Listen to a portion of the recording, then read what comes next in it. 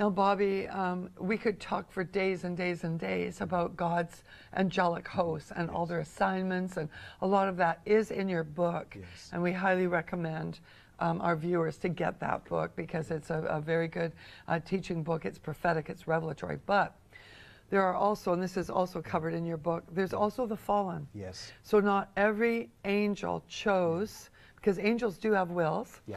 but not all of them chose to serve the Lord. Yeah. Some of them fell. You cover that in your book. Yes. But recently, the Lord has taken you into some encounter Yes. to show you new levels of hordes of hell that are being released in this hour. And of course, that's biblical. Yes. The Bible talks about in the end days how, you know, certain regions of the underworld are going to be unlocked and hordes will be released. Yes. So can you share some of that revelation with us? Yes, I was caught up into the third heaven, and we were there, and the Lord said to me, look, and I looked down like this, and I saw the second heaven, the place where the devil makes his strategies and his plans, and the devil summons a principality, and all of hell, you could feel the evil, you could feel the vibration and the excitement, and so this principality, they bring this box, a black box that looked maybe 18 inches long, maybe 10 inches high, and it had black smoke rolling around it like this, and so I watched this, I can see it like I'm watching a movie, and so this devil opens this, and you can hear like just heaven buzzing like this, and they take out an implement, some kind of a key. Didn't look like a key, but it was a key, and the devil says to this principality, go unlock the hordes. That's what he said. And so he takes this implement and he starts flying off like this, just flying off through the universe. And so the Lord said to me, go stop him. And this has happened before. So I take off and I'm flying. I'm flying, trailing him just like this, and he flies, and he goes into a part of the earth that looks much like the Badlands. You know, not trees, but like caves and canyons, and this thing flies into a hole in the side of the earth. So I go in there too, and most of the time I was invisible. I could do anything around them, they couldn't detect me, so I thought it was going to be that way this time. So this thing gets there, and he morphs back out like this, and so he's got the key, and you could hear the caged demons. You could hear them. They're gleeful that they're going to be turned loose. And so this principality is handing this key over to the keeper of those hordes. And so the Lord said to me, I said, stop them. So I thought, okay. And so now I went whack, just like that. And they're trying to exchange this key, and I hit this thing real hard right here, and the key goes up almost like slow motion. You can hear all of hell's growl. This thing goes whang, and it falls on a hard rock floor, and it makes a ding, and it rolls like that and rolls through a crevice, rolls down into a crevice. And so, but I thought I'd still be invisible, but I wasn't. They turned on me like you could not believe. They were trying to rip flesh. They were trying to rip my heart out. They were angry because the key was gone. You've never seen anything like it.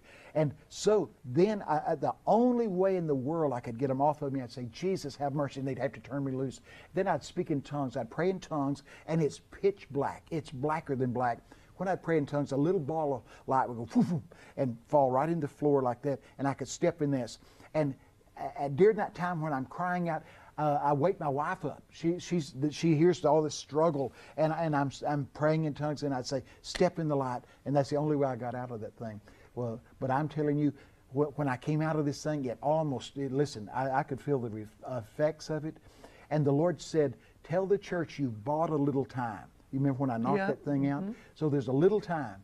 You know, we got to work while it's day, because the night comes when nobody's going to work. No man can work. You know, Bobby, what this speaks to me of is that we need to get our lives aligned, because when the prince of this world comes, he can have nothing in us. That's right. There can be no hook. Righteous living is extremely important in this hour, because if we live in the light, the devil cannot touch us. Right. He might try to throw stuff at us. He might try to war against us, but he's not going to prevail. That's right. Because the power of Christ's righteousness manifests in us. But if we willfully choose to sin, we are setting ourselves up to be taken out by some of the cruelest demons that are in the universe. And so I just want to put that out as a warning to those who are in sin, is to get out of it now. Get your life aligned right now. Very, very quickly, because we're wrapping this up. And I know you have so much in your book, Heaven's Host, the assignment of angels, the faithful and the fallen. But can you share, and we've shared this on another program, Yes. but Randy Domain and Sister Gwen Shaw, who's to be with the Lord, Chuck Minister, many other ministers have been called by the Lord to bring some insight about the Nephilim, which is, you know, of the demonic realm. Very evil spirits that are loose in this hour. But God has raised up this company of angelic hosts to be sent into the earth for such a time as this. And you have actually seen those angels that have been sent to protect us.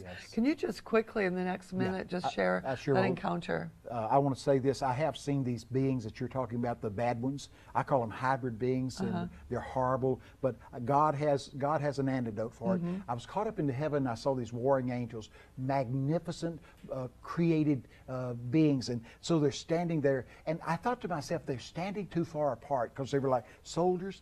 And so I thought to myself, they're standing too far apart. And they looked at me almost with a look like, "Who are you to tell us how to do business?" That's basically. And when I thought this, they threw their wings out like this. Oh my goodness! And wing touch wing, and under their wings was not feathers, but like razor sharp pinions. You know? And here's what they're going to do: they're going to come down to this darkened earth, and they're going whoosh, and cut a pathway of light for us to travel through. I love that. I love that. I love it, Bobby.